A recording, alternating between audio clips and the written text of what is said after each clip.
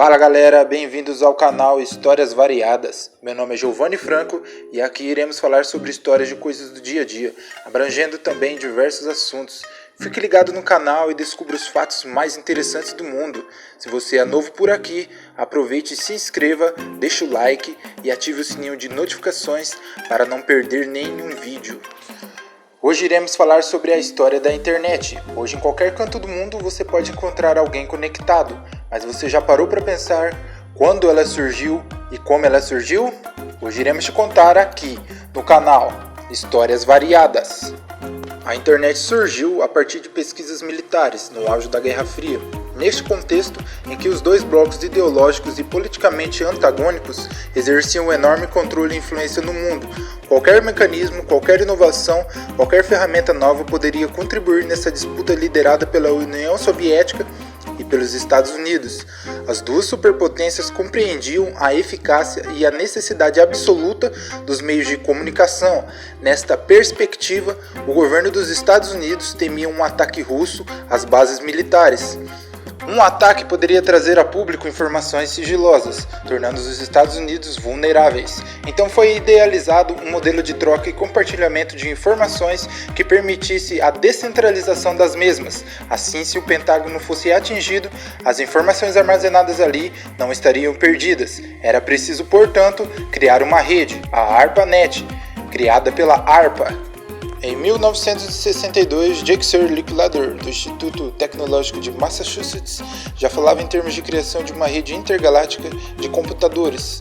A internet também teve outros importantes atores que influenciaram o seu surgimento, dentre eles professores universitários como Ken King, estudantes como Vint Cerf, empresas de tecnologia como a IBM e alguns políticos norte-americanos como Al Gore, caindo-se, portanto, a tese que figurava anteriormente que enfatizava somente a vertente militar de sua criação. A ARPANET funcionava através de um sistema conhecido como chaveamento de pacotes, que é um sistema de transmissão de dados em rede de computadores, no qual as informações são divididas em pequenos pacotes, que por sua vez contêm trecho dos dados, o endereço do destinatário e informações que permitiam a remontagem da mensagem original. O ataque inimigo nunca aconteceu, mas o que o Departamento de Defesa dos Estados Unidos não sabia era que dava início ao maior fenômeno midiático do século XX, o único meio de comunicação que em apenas 4 anos conseguiria atingir cerca de 50 milhões de pessoas.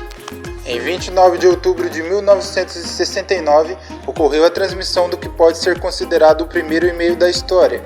O texto desse primeiro e-mail seria login, conforme desejava o professor Leonard Kleinrock, da Universidade da Califórnia em Los Angeles, mas o computador no Stanford Research Institute, que recebia a mensagem, parou de funcionar após receber a letra O. Já na década de 1970, a tensão entre Rússia e Estados Unidos diminui. As duas potências entram definitivamente naquilo que a história se encarregou de chamar de coexistência pacífica, não havendo mais a iminência de um ataque imediato. O governo dos Estados Unidos permitiu que pesquisadores que desenvolvessem nas suas respectivas universidades estudos na área de defesa pudessem também entrar na ARPANET. Com isso, a ARPANET começou a ter dificuldades em administrar todo este sistema, devido ao grande e crescente número de localidades universitárias contidas nela. Dividiu-se então este sistema em dois grupos, a MILNET, que possuía as localidades militares, e a nova ARPANET, que possuía as localidades não militares. O desenvolvimento da rede, nesse ambiente mais livre, pôde então acontecer.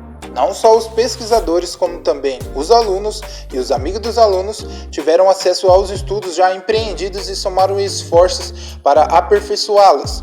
Houve uma época nos Estados Unidos em que sequer se cogitava a possibilidade de comprar computadores prontos, já que a diversão estava em montá-los.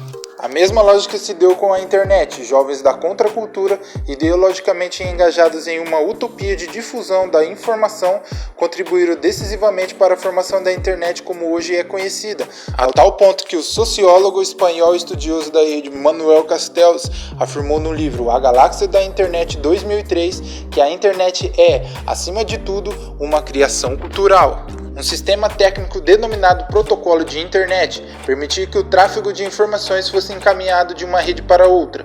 Todas as redes conectadas pelo endereço IP na internet comunicam-se para que todas possam trocar mensagens.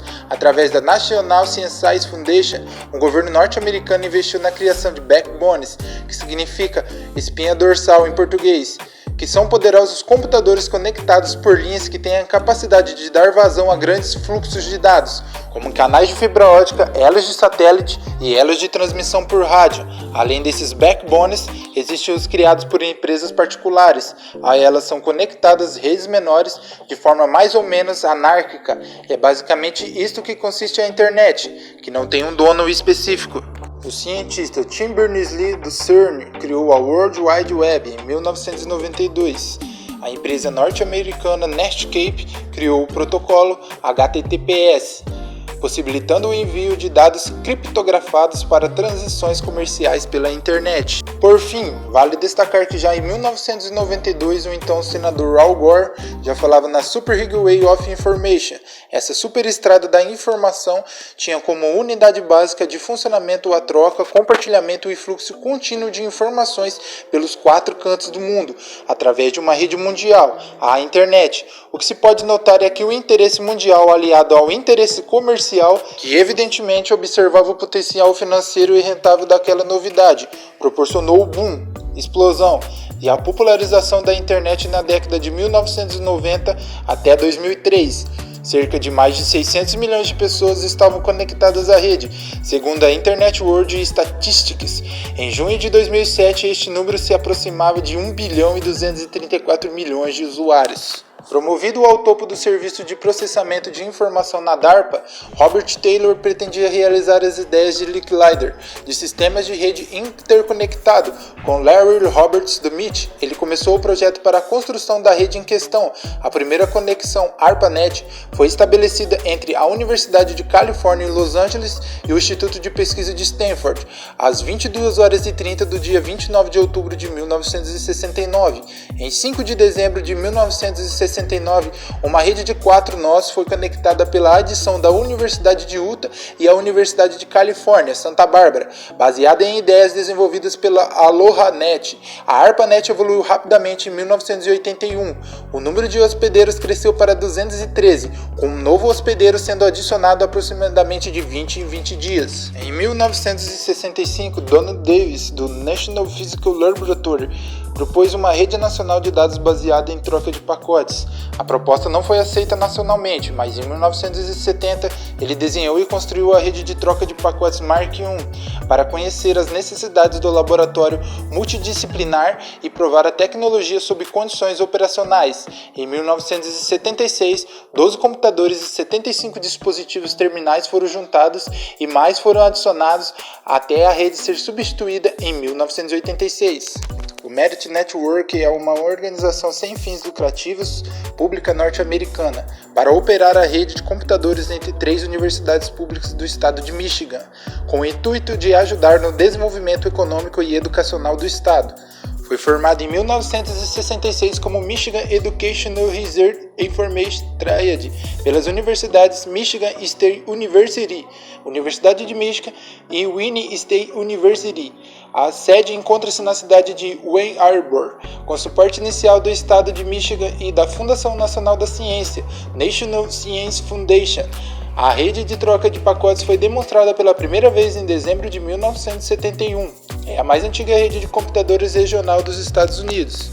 Com muitos diferentes métodos de redes, alguma coisa era necessária para a unificação dos mesmos. Robert Kahn, da DARPA e ARPANET, recrutaram Vic Cerf, da unidade de Stanford, para trabalhar com ele nesse problema. Em 1973, eles logo trabalharam com uma reformulação fundamental, onde as diferenças entre os protocolos de rede eram escondidas pelo uso de um protocolo inter-redes comum, e ao invés da rede ser responsável pela confiabilidade, como na ARPANET, os hospedeiros ficaram como responsáveis.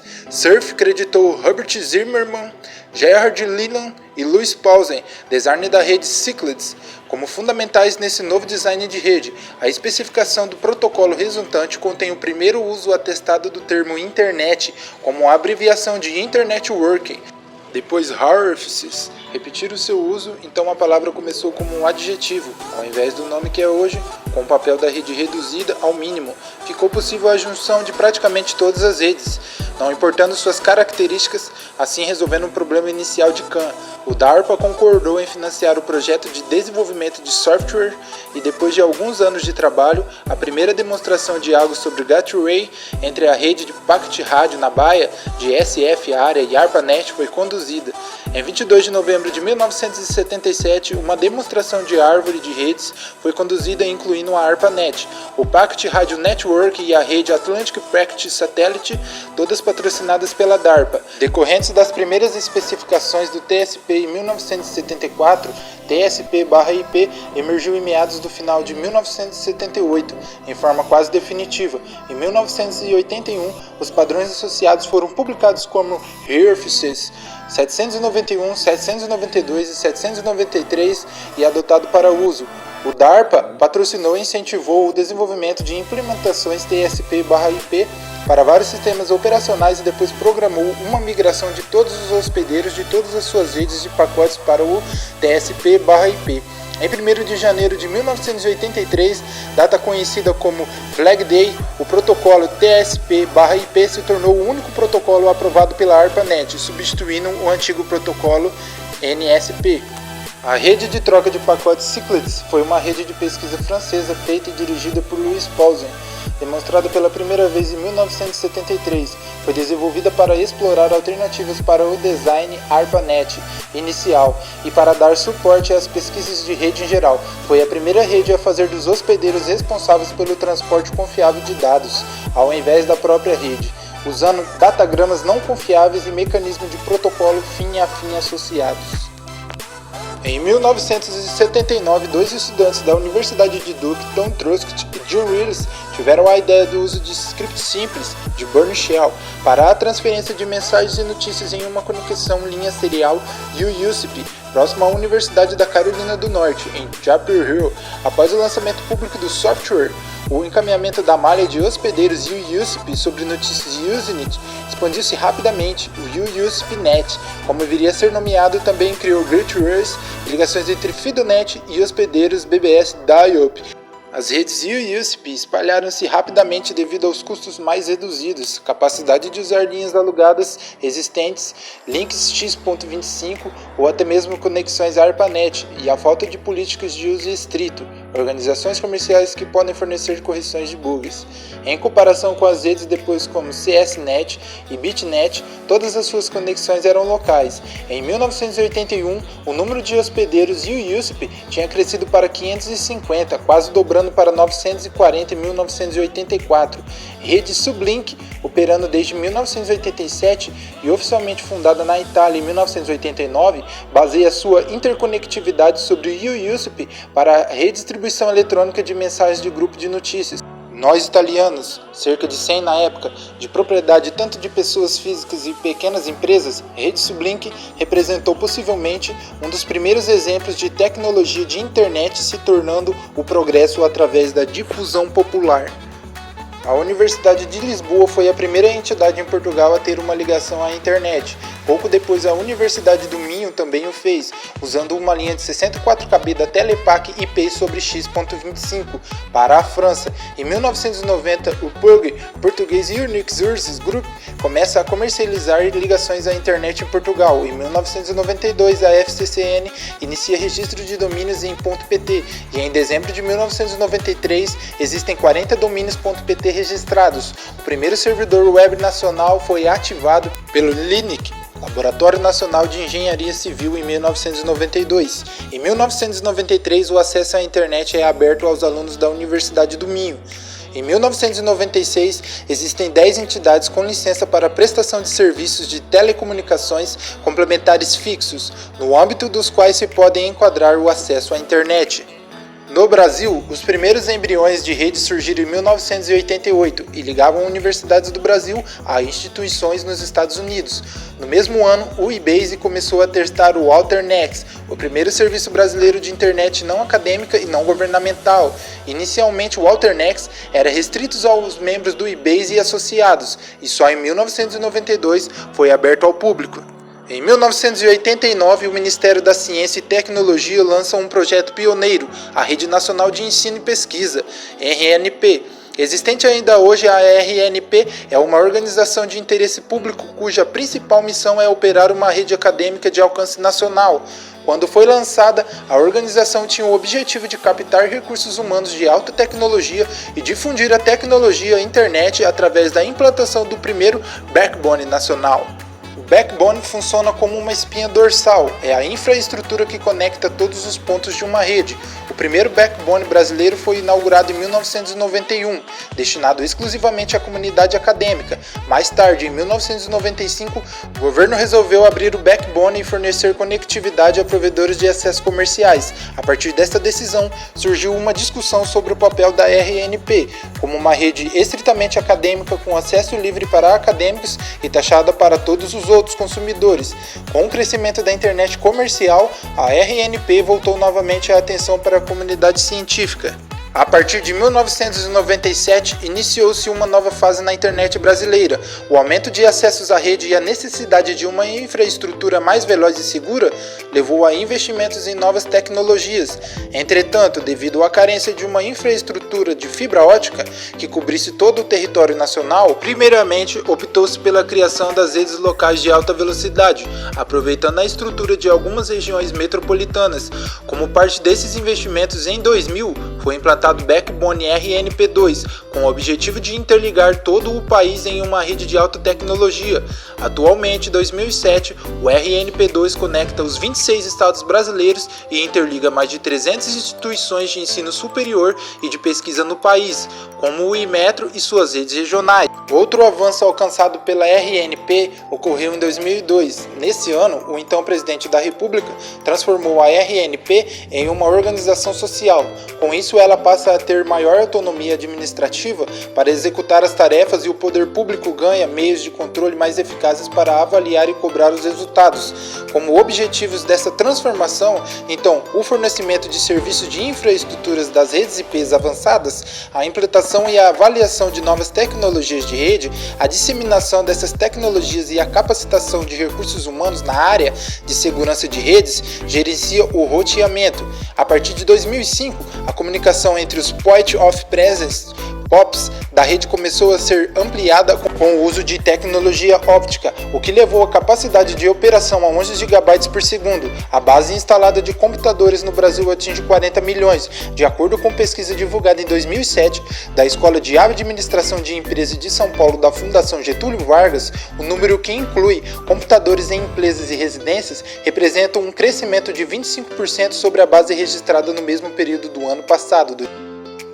É isso aí, galera, essa foi a história de hoje. O vídeo ficou um pouco longo porque a história da internet é muito ampla e caberia muito mais coisa aí, mas espero que com esse vídeo já te possa ter dado noção de como a internet surgiu e de como ela é. Então, não se esqueça de se inscrever no canal, ativar o sininho de notificações para não perder a próxima história, deixa o like para ajudar, compartilha o vídeo e valeu!